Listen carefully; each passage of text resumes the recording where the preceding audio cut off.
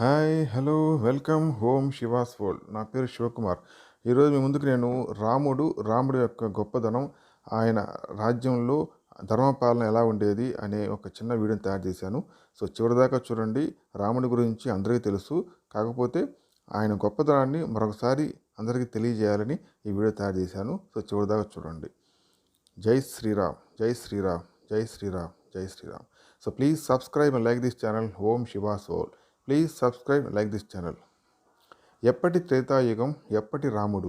నేటికి దేశంలో రామమందిరం లేని ఊరు, పూజా మందిరంలో రాముడు లేని గృహం ఉండవు. యుగాలకు రాముడు ఎందుకంత ఆదర్శప్రాయుడయ్యాడు? రాము విగ్రహవాన్ ధర్మం. రాముడు ధర్మస్వరూపుడని రాక్షసుడైన మారీచుడే చెప్పాడు. వ్యక్తి ధర్మాలను ఎలా ఆచరించాలో మానవ లోకానికి చూపించిన మర్యాద పురుషోత్తముడు రాముడు.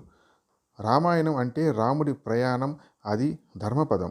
మానవ జీవితంలో విడదీయరాని బంధాన్ని ఏర్పరచుకున్న మహాకావ్యం రామాయణం. రాముడు పరిపూర్ణ మానవుడు. మనిషికి ఉండాల్సిన అన్ని సుగుణాలకు ప్రతిరూపం. మానవుడిగా పుట్టాడు, పెరిగాడు, కష్టాలు పడ్డాడు, కానీ ఏ సందర్భంలోనూ ధర్మాన్ని తప్పలేదు. ఆదర్శ పుత్రుడు, ఆదర్శ శిష్యుడు, ఆదర్శ భర్త, ఆదర్శ సోదరుడు, ఆదర్శ స్నేహితుడు, ఆదర్శ రాజుగా లోకారాధ్యుడు అయ్యాడు. మానవ జీవితానికి అత్యంత సన్నిహితంగా వెలిగింది శ్రీరామ అవతారం. అందుకే రామనామం హిందువుల రోమాన ఇమిడిపోయింది. సాటివారి పట్ల గౌరవం, తోటివారి అభిప్రాయాలకు విలువనివ్వడం రాముల్లోని గొప్ప సుగుణం. రావణుడితో విభేదించిన విభీషణుడు శ్రీరాముడి శరణ కోరి వస్తాడు. జాంబవంతుడు, సుగ్రీవుడు, అంగదుడు, ఆంజనేయుడు, శరవుడు వంటి వారిని పేరు పేరున అభిప్రాయాలు కోరాడే తప్ప తాను చెప్పిందే చేయాలని అహం అనువంతైనా చూపలేదు. ప్రతి విషయంలో ప్రజాభిప్రాయాన్ని మన్నించేవాడు. పితృవాక్య పాలన రాజుగా ప్రజా జీవితంలోకి వచ్చే వారికి ఎలాంటి కలంకం ఉండరాదనే సీతమ్మతో అగ్నిప్రవేశం చేయిస్తాడు. క్లిష్ట సమయాల్లోనూ ధర్మాన్ని వీడలేదు, కాబట్టే పూజనీయుడయ్యాడు. కిష్కింధరాజు వాలి మహాబలశాలి. వివిధ సందర్భాల్లో రావణాసురుడిని చావగొట్టి బంధిస్తాడు. ఎంత బలమైన వాలితో స్నేహం చేసి ఉంటే రావణుడిని 4 తన్ని సీతను తెచ్చి రాముడికి అప్పగించేవాడు.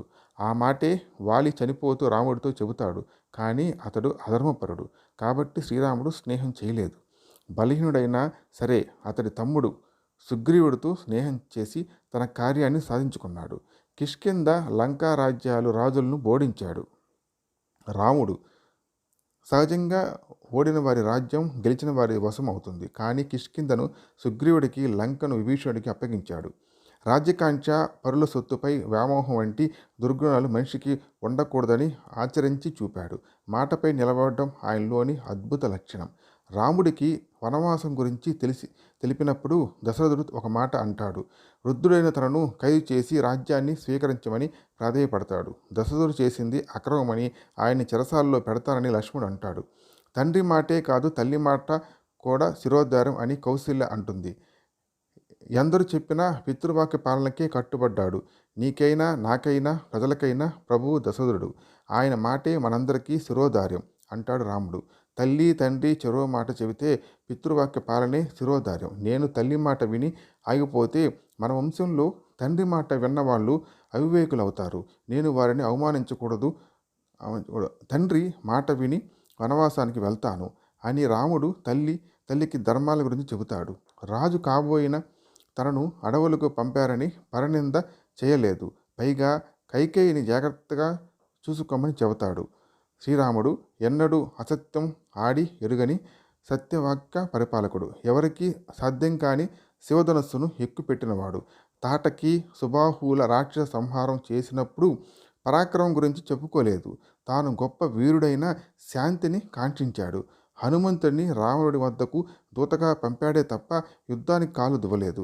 ఆత్మస్థుతి, పరనింద మచ్చుకైనా లేని సుగుణాభిరాముడు. మనకు ఉపకారం చేసిన వారికి అపకారం తలపెట్టడం మహాపాపం అని రామాయణం చెబుతుంది. ఎలాంటి పాపానికైనా ప్రాయశ్చిత్తం ఉంది, కానీ కృతజ్ఞతకు లేదంటాడు రాముడు. కృతజ్ఞత భావానికి ఆయన నిలువెత్తు నిదర్శనం. వారధి నిర్మాణంలో సాయపడిన ఉడత నుంచి రావణుడు చేతిలో మరణించిన జటాయు వరకు ఎంతో కృతజ్ఞతను చాటాడు. జటాయువు తన కోసం మరణించిందని రాముడు విలపిస్తాడు. ఆతిథ్యమిచ్చిన శబరిని చల్లని నదీమ తల్లివై మానవాల్ని తరింపచేస్తావు అంటాడు. యుద్ధంలో సుగ్రీవుడు గాయాల పాలైనప్పుడు తన కారణంగా మిత్రుడు క్షతగాత్రుడయ్యాడని దుఃఖిస్తాడు. రావణ సంహారం తర్వాత దేవేంద్రుడు వరం కోరుకోమని అడగ్గా తన కోసం యుద్ధంలో మరణించిన వానరులను బతికించమంటాడు. సీతమ్మ జాడ కనిపెట్టడాన్ని స్వామికార్యంగా హనుమ భావిస్తాడు. కానీ అది మహోపకారమంటూ రాముడు గాఢలింగనం చేసుకుంటాడు. రావణ సంహారంలో సాయపడిన ప్రతి ఒక్కరిని సత్కరించి కృతజ్ఞత చాటుతాడు. రావణుడిని రణరంగంలో తొలిసారి చూసినప్పుడు దశకంఠుడి తేజస్సును మనస్సులోనే ప్రశంసిస్తాడు. సీతాపహరణానికి పాల్పడకపోతే దేవలోకాన్ని కూడా ఏలేవాడేమో అనుకుంటాడు. క్షమాపణ కోరి సీతను విడిచిపెడితే రావణుడిని క్షమించడానికి సిద్ధపడతాడు. రావణుడు చనిపోయాక అంతిమ సంస్కారాలు చేయడానికి విభీషణుడు ఇష్టపడడు. కానీ రాముడు ఒప్పుకోడు. రావణుడు మరణంతో వైరం తీరిపోయిందని అంత్యేష్టి సంస్కారములు చేపడతాడు. ఆదర్శమూర్తి. రాజధర్మం విషయంలో రాముడు ఆదర్శమూర్తి. కనుకనే రామరాజ్యాన్ని నేటికి గుర్తు చేసుకుందాం. వనవాసంలో ఉన్న రాముడిని వెతుకుతూ ఓసారి భరతుడు అడవికి వెళ్తాడు. రాజ్యపాలన, రాజధర్మాల గురించి భరతుడిని అనేక ప్రశ్నలు వేసి ధర్మోపదేశం చేస్తాడు. పాలకుడు గురువులను, రాజనీతిజ్ఞులను ఆదరించాలి. రాజుకు వ్యక్తిగత క్రమశిక్షణ చాలా అవసరం. బ్రహ్మీముహూర్తంలో నిద్రలేస్తే కాలాన్ని సద్వినియోగం చేసుకోవచ్చు. చక్రవర్తికి కళ్ళు, చెవులు సచివులే. అసమర్థులని ఎంచుకుంటే తన కన్ను తానే పొడుచుకున్నట్లే. విశ్వాసపాత్రులతోనే మంత్రాంగం జరపాలి. న్యాయ వ్యవస్థ బలంగా ఉంటేనే శాంతి భద్రతలు అదుపులో ఉంటాయి. శాంతి భద్రతలు కరువైన చోట జనం ప్రభువును గౌరవించరు. పన్నులు జనం భరించలేనంతగా ఉండకూడదు. ప్రజలకు ఇచ్చిన మాట తప్పరాదు. అసత్యం పలకరాకూడదు. పొగడ్తలు పొంగిపోరాదు. ఇంద్రియాలను లొంగిపోకూడదు. రాజుననే అహం ప్రదర్శించకూడదు. ఎప్పుడూ చేయవలసిన పనిని అప్పుడే చేసివేయాలి. అపరాధులను నేరం రుజువయ్యాకే శిక్షించాలి. రాజు, మంత్రులు, సేనాధిపతులు, ఉద్యోగులంతా ధర్మబద్ధులై సత్ప్రవర్తనలై ఉండాలి. వారు రుజుమార్గంలో ఉంటేనే ప్రజలు సత్యమార్గంలో నడుస్తారు. ఇది సంక్షిప్తంగా శ్రీరాముడు భరతుడికి చెప్పిన రాజనీతి. రామమందిర ప్రతిష్ఠ సందర్భంగా రామపదం నడవడమే నిజమైన రామభక్తి. ధర్మాచరణలో రాముడు భేదాలు చూపలేదు. సీతమ్మను ఉద్దేశించి పౌరుడు తప్పుగా మాట్లాడినప్పుడు ఆమెను వాల్మీకి ఆశ్రమానికి పంపే సందర్భంలో సీత నా ప్రాణం, సీత కన్నా, నా ప్రాణం కన్నా, సోదరుడి కన్నా, అన్నిటికన్నా రఘువంశ గౌరవం గొప్పవి అని లక్ష్మణుడితో అంటాడు. అవతార పరిసమాప్తి గురించి చెప్పడానికి యమధర్మరాజు మహర్షి రూపంలో రాముడిని కలవడానికి వస్తాడు. ఎవరు ఆటంకం కలిగించినా మరణదండన విధించాలని యముడు షరతు పెడతాడు.